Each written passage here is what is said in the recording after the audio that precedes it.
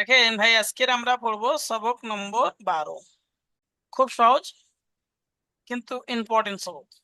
এই সবকটা আপনাদের খুব গুরুত্ব সহকারে পড়তে হবে। কিন্তু সবক যে খুব কঠিন তা না, সহজ সবক সব, শুধু একটুখানি ধ্যান দিয়ে শোনার প্রয়োজন আছে। বাকি আমি বলবো, হয়ে যাবে। মিউট করে নেন। দেখেন সবক নম্বর 12, র পুর ও বারিকের কায়দা। কি বললাম? র পুর ও বারিকের কায়দা। পুর মানে মোটা, বারিক মানে পাতলা। সহজভাবে বুঝে আসলো। কোনো একটা অক্ষর পুর হচ্ছে মানে সেটা মোটা হবে, আর কোনো একটা অক্ষর বারিক হচ্ছে তো সেটা পাতলা হবে। আজকের মূলত আমরা যে বিষয়টা নিয়ে, যে অক্ষরটার উপরে কথা বলবো, যে অক্ষরটার বিষয় জানবো, সেটা হলো র।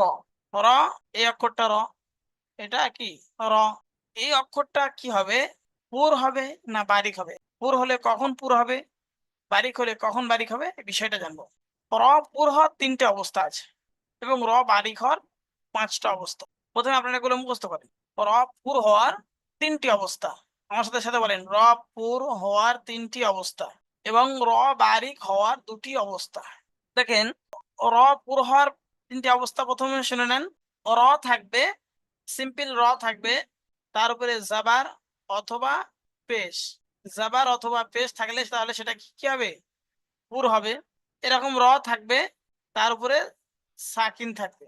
2 নম্বর অবস্থা হচ্ছে র সাকিন, তার ডান দিকে ধরে মনে করেন যে হামজা আছে, তো এর নিচে যদি জের থাকে তাহলে কি বারিক।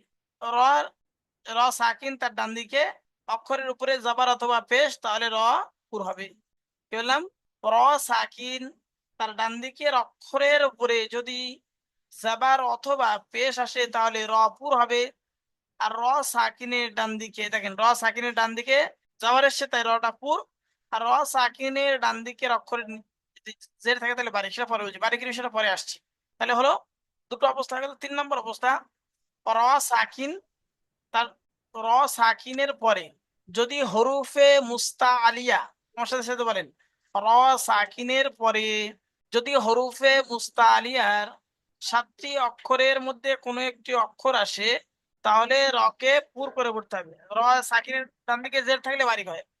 এখন র সাকিনের ডান বারিকের 2টি কায়দা, 2টি অবস্থা কি কি? র এর নিচে জের থাকলে র বারিক, 1 নম্বর। র এর নিচে জের থাকলে র বারিক, যেমন এই দেখেন অল কমারির নিচে, র নিচে জের আছে, এ রটা বারিক।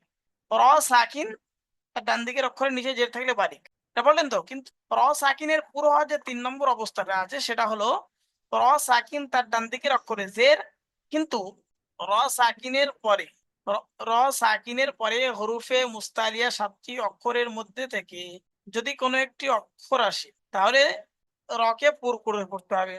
7টি অক্ষর কি কি? 7টি অক্ষর হলো হুস্স, জগতিন, হিজ। খ, আমার সাথে সাথে বলেন, খ, সদ, জদ, গইন, ত, কফ, জ।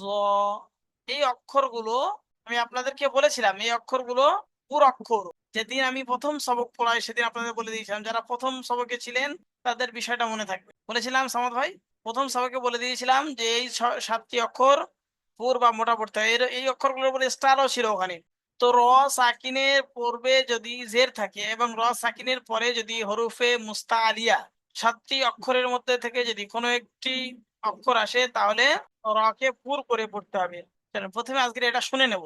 চলুন আমার সাথে সাথে বলেন। দেখি আপনাদের নয়ন ভাই, মিউট খোলেন। জি হুজুর। বলেন, র কটি হালাতে পুর হয়? 3টি হালাতে। 1 নম্বর হালাত কি? উপরে উপরে জাবা এলে পুর হয়, পেশ এলে পুর হয়।